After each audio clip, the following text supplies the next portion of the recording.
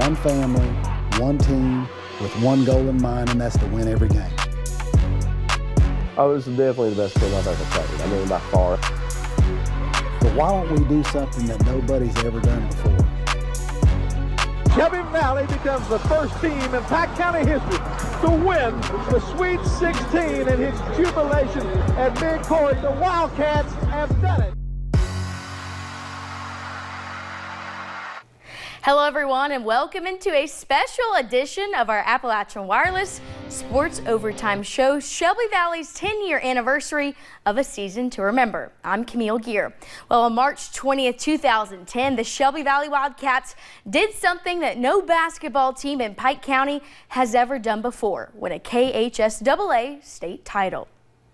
Growing up playing sports, everyone really always wants to win a trophy. But for the Shelby Valley Wildcats, they grew up together with the same dream.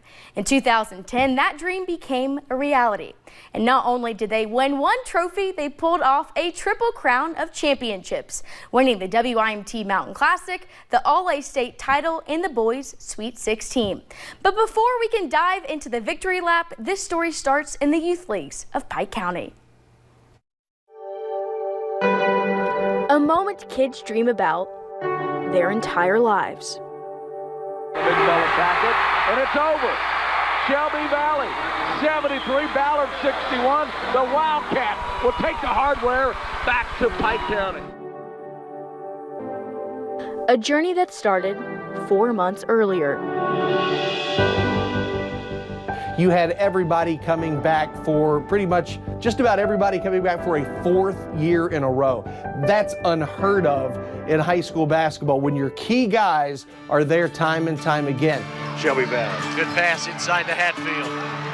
Justice gets into the lane. What a pass to Taylor Newsom. Kind of in this Mountain Classic. What a move by Justice. And the Cats running again. No look pass to Cody Varney. A strong layup. Fast and a Brian. steal. Look at that. Again, Tyler Newsom.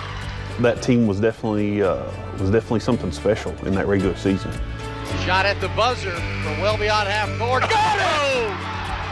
Oh, what a shot. Welcome to the Mountain Classic.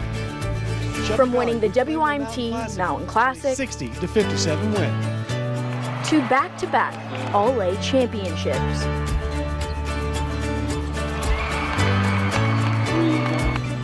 Oh, yeah, when they won that back-to-back, I mean, I think they knew they could beat anybody. Well, I was at Shelby Valley as a head coach for 6 years. In those 6 years, we had never lost a home game. A season full of highs also came with its lows. But there was one game in particular that I wanted to see, and I was at the game, is when they played Christian County. And they had made an Eastern Kentucky voyage, Christian County did, playing all the best teams. And at Shelby Valley that night, I bet there was over 5,000 people there in that state. It was packed. That was at the end of the season when we're trying to get everything going positive-wise, and they beat us. Less than a month later, the Wildcats fell again. I mean, I remember Perry was loaded that year as well. I mean, Perry was, you know, they had a lot of talent. And I told them, when you go to the 14th region, it's hard to win, and we got beat. It was a tough loss at Prairie Central. You know, we took it kind of hard, but that's one thing about these guys. They don't, you know, that motivates them. That, you know, they don't like to lose to anybody. After their 4th loss of the season, Shelby Valley was at a standstill. It felt like everybody wanted to see us lose. Most places we went, it just felt like everybody was against us.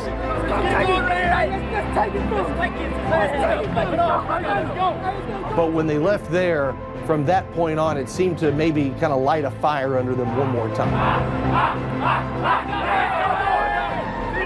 I said, all right, guys, I know you're all tired, y'all ready for the district tournament, but we're going to drive all the way to Louisville tomorrow on Saturday, and we're going to play a top 5 team in Louisville, J-Town. I asked Coach, I said, Coach, that's pretty tough. He said, you know, you're going to have to win back-to-back games like that to win a state championship. He said, I just think that'll prepare us for that. And I knew after we beat them 20 on their home floor after driving all the way to Louisville from here against a top 5 team that we got a chance.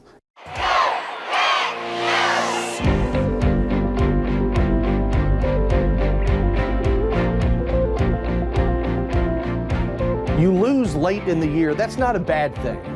How you bounce back after that, that's the key to making a spectacular run in the postseason. Beating their opponents by an average of 34 points a game. And that's going to do it as Shelby Valley wins the 59th District Championship, 88-33. I think, once we started going in our district tournaments and tournament play started, that's when you really felt like, hey, we might have a chance here. Walking away 15th region champions, a title they were used to. They won the regional championship for the 6th time in the last 9 years. But there was just one final test. The Sweet 16. The Shelby Valley Wildcats ended the regular season 24-4.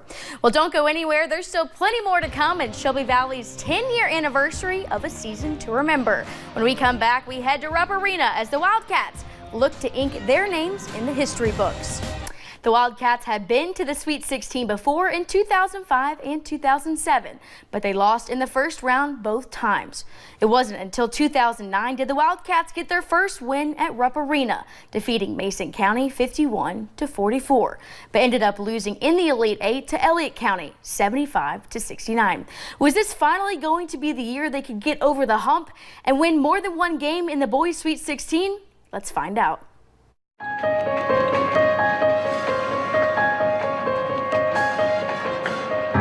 A tournament and a tradition like no other.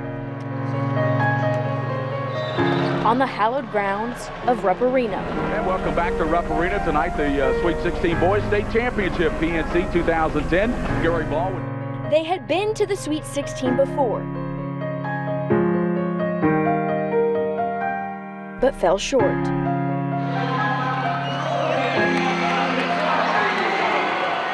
And I said, so what's your legacy going to be? Because this is the last time you ever lace them up as being a Shelby Valley Wildcat. So let's go out on top.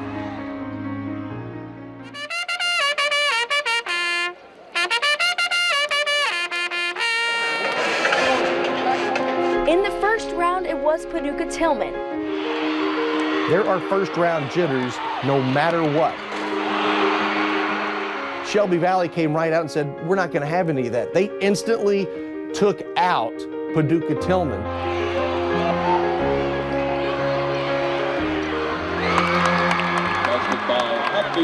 In their first round game, they put on a clinic on how to beat a zone defense.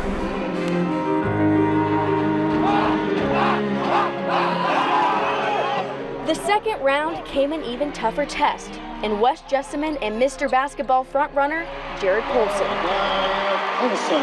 A lot of people building it up. It's Jared Polson, Elisha Justice, the two best point guards east of Lexington and the two best point guards throughout the entire state of Kentucky.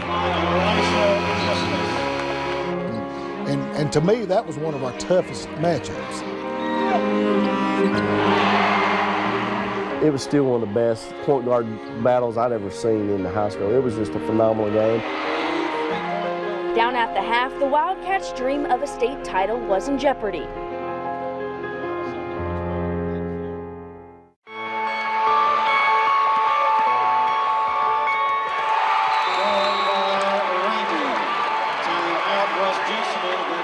By middle of the third quarter, if memory serves, you could feel the tide turn. And you thought, okay, they figured it out. I think it shows what kind of a second half team you are when you can make the proper adjustments and then pull away and win convincingly.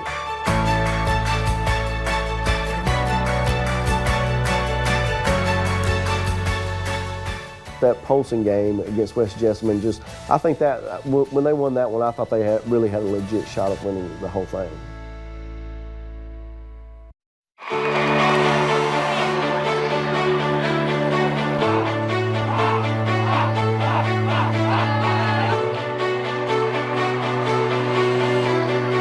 They now entered unfamiliar territory, the semifinals. They played Mason County, who at that time was still a state power. You know, they had just lost Darius Miller. Chris Lofton had played for them just a few years before. going up against a program which knows how to get to state tournaments, knows how to win state tournaments. What they did to Mason County was pretty special. That offense was so good, but that was just such a good defensive team that's what separated them, and their defense really just hounded Mason County. Once we got to that point, you know, we was going to get to that state championship game. You know, I don't think there's anybody could have denied us that.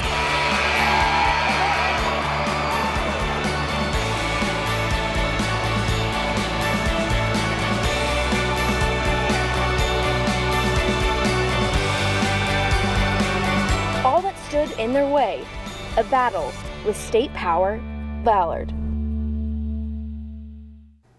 The Wildcats dominated the first 3 rounds of the boys' Sweet 16, winning by an average of 19 points a game. But could they keep the momentum going into the biggest game of the season, the state championship? Don't go anywhere, we'll be right back. Welcome back. Well, there are a number of teams throughout the mountains that are synonymous with the boys' Sweet 16. From Ritchie Farmer and Clay County's overtime win in 1987 to J.R. Van Hoos and the Paintsville Tigers in 96. And finally, Walt Allen and the South Laurel Cardinals bringing home the title in 2005. Would head coach Jason Boer and Eliza Justice be the next great duo to bring the glory back to the mountains? For the land.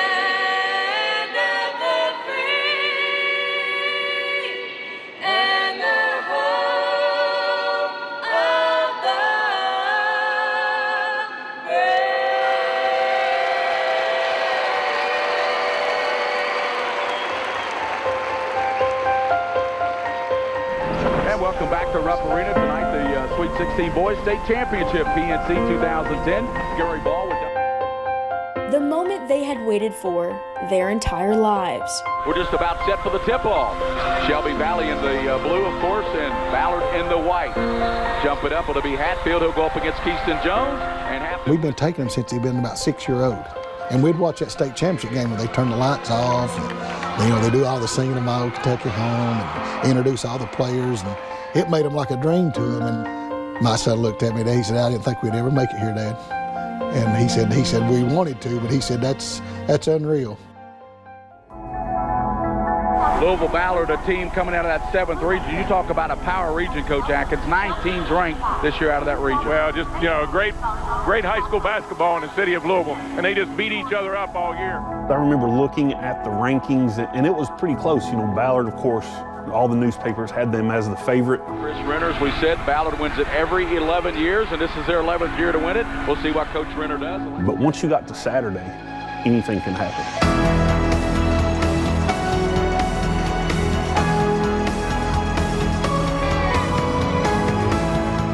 It's almost like David and Goliath, the little small mountain school from Eastern Kentucky, gets to go play big city Louisville Ballard.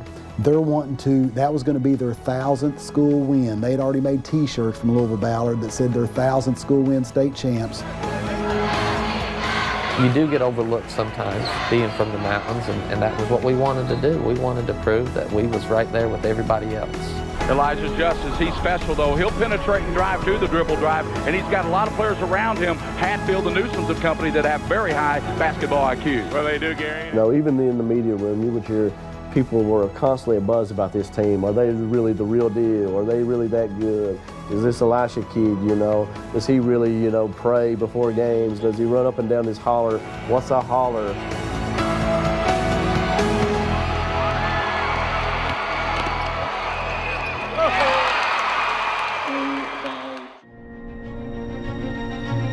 We usually just did the Lord's Prayer and circled up, but Elijah said, Coach, can I say the prayer tonight? And he said the sweetest prayer. It brings tears to my eyes when I think about it. And when he said that prayer, I'm like, well, we're going to win. I knew it before the first ball was thrown up that we was going to win that game.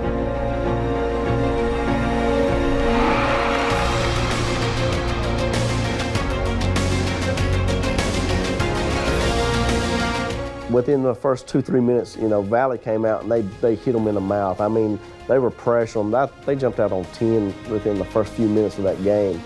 and there was no looking back. We'll be back to halftime here at Rupp Arena with Shelby Valley clinging to a 36-32 lead over Louisville Ballard here. We'll be back after this timeout. They did the little stuff down the stretch and opened it up, and then all of a sudden, you know, it was like a 6-point game, I think, in the third. 13, here's a steal. Barney, he's got a 3-on-1, bounces to Elijah. He hangs, spins, no, and Hatfield taps, gets it back, and Barney banks it in.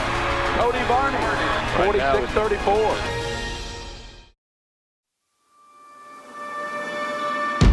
50-44, 15 seconds here in the third quarter. State championship on the line. The PNC 2010. Church Childs open right side. Off the mark. Rebounded by Newsom. Oh, goodness. Then throws it right to Childs. He banks it in. It'll count. And he's excited. The Ballard fans are excited. He's cut it to 4. We head to the final quarter, the final 8 minutes of action. We'll be back to Rupp Arena with Shelby Valley leading. The game came down to just one play.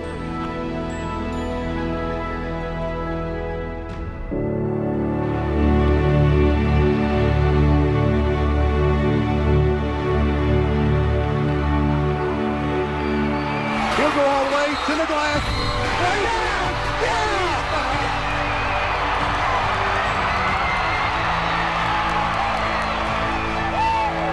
I remember thinking to myself, like, that's it, it's done. That's the nail in the coffin. I knew then, I said, we're about to cut down the nets. And it was, that was a great feeling. Baker, 4 seconds. Baker to the basket, will let it go, rolls it up, no, rebounded by the big fella tackler, and it's over. Shelby Valley, 73, Ballard 61. The Wildcats will take the hardware back to Pike County. You know, I had to look at him. I said, son, that was my dream, but we just didn't make it. We was in the state tournament 3 years. We just couldn't make it to the final game. And, you know, when he come off that floor and hugged me, that made everything worth it. I don't even know how to put it into words. A dream come true. You dream of it from the time of a little boy, and, you know, that was what we always worked for. Finally claiming the Commonwealth's ultimate prize. Shelby Valley becomes the first team in Pike County history to win the Sweet 16 in his jubilation at mid-court. The Wildcats have done it.